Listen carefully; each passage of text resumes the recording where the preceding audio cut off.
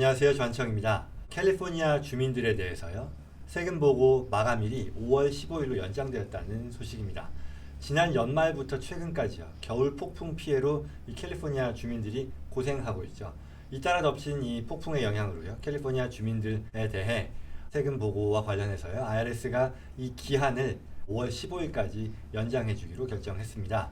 IRS는요, 최근 폭풍과 그로 인한 연방재해지역 선포 등의 결과로 세금 구제안을 마련했다고 밝히고요. 캘리포니아 거주민 그리고 사업주들은요, 연방 개인 및 사업체 신고에 대한 세금 신고에 대한 기한을 5월 15일까지 연장한다고 발표했습니다.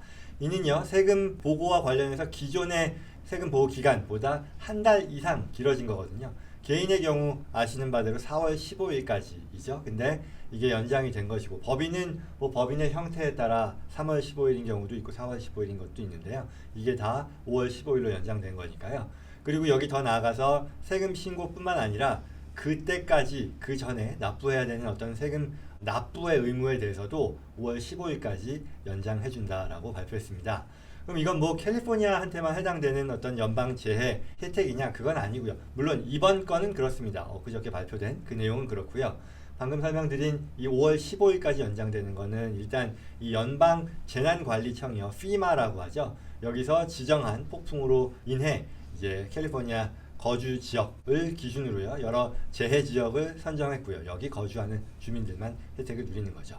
구체적으로 제가 들어가서 보니까요, 굉장히 여러 남가주, 북가주 걸쳐 있는데요. 로스앤젤레스 있고요, 또 몬터레이, 나파, 오렌지, 리버사이드, 세크라멘토, 샌버나디노, 샌디에고, 산타바바라, 산타클라라, 남북가주 전역에 걸쳐서 쭉 있는 것 같아요. 그래서 본인이 거주하는 지역이 여기에 해당되는지 살펴볼 필요가 있겠죠. 그래서 세금 구제 혜택이 가능한 지역은요, IRS 홈페이지에요, Disaster Relief라는 그 단어를 써서 찾아보시면 나오니까요, 확인할 수 있고, 또 이게 지금 최종 이 지역에 대한 결정이 아니고 계속해서 업데이트가 되니까요, 지금 들어가 있지 않더라도 추후에 재해지역으로 확정이 될 수 있고요, 똑같은 혜택을 누리게 된다는 거죠.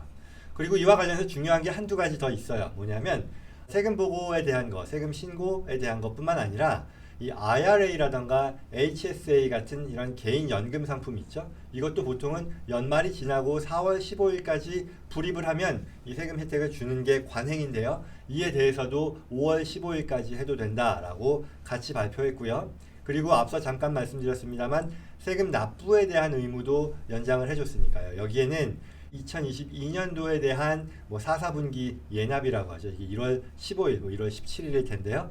이때 납부해야 되는 그런 의무에 적용을 받는 그런 분들도 5월 15일까지 연장할 수 있다는 것이고요. 그리고 4월 보통 15일, 이번에는 4월 18일일 텐데 오는 1사분기 예납도요, 5월 15일까지 연장이 되는 거니까 세금 예납하시는 분들, 하셔야 되는 분들 좀 자금 흐름에 있어서 숨통이 트일 수도 있겠다 싶네요. 해당되는 분들 꼭 확인하시고요. 그리고 활용하시면 좋겠습니다.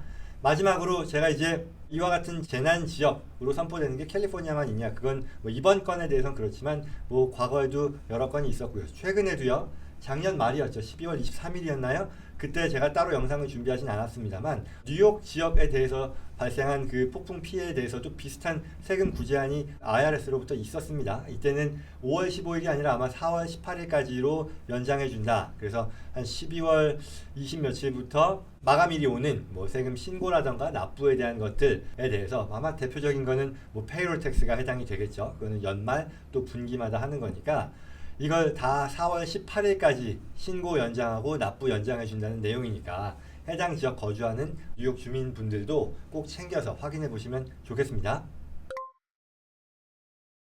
다음 소식입니다. 팬데믹이 이제 끝났죠. 이제 팬데믹 상황에서 벗어났음에도 미국의 이 대중교통들이요, 승객수 감소로 인해 골머리를 앓고 있다고 합니다.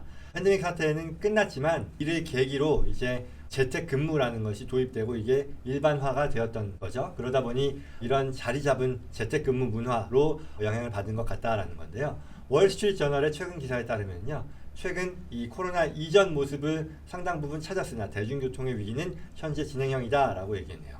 예로 이 뉴욕의 메트로폴리탄 교통국 MTA는요, 지난해 22년 11월 달에 이 대중교통의 승객 수가요, 9,100만 명이라고 했는데요. 이거는 코로나 이전 때 비했을 때 거의 5천만 명이 줄어든 거의 절반 이상이 줄어든 거죠. 그래서 아직까지 회복되지 않고 있다라고 하고요.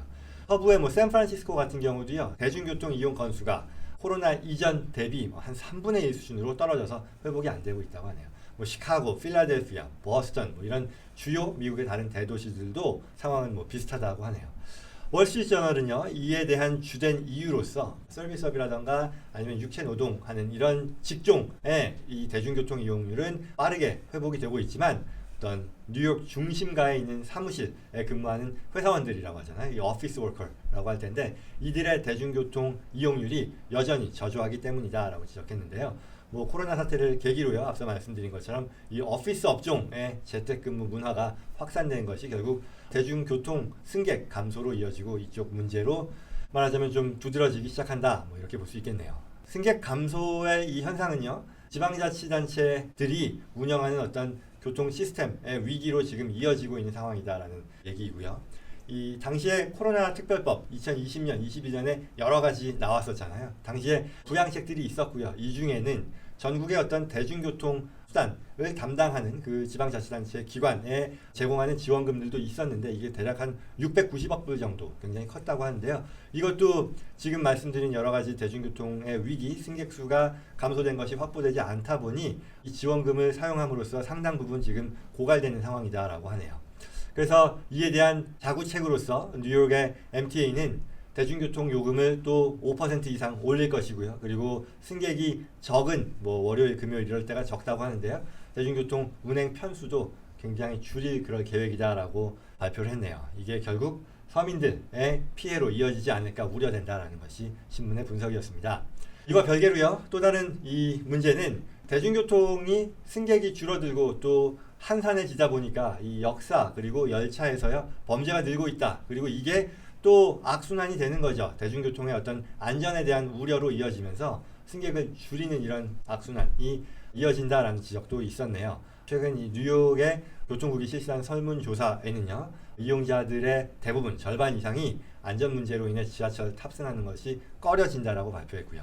그리고 22년도 대중교통에서 발생한 범죄를 보니 21년 대비 30% 이상 늘었다라고 하네요. 쉬운 게 없는 것 같습니다.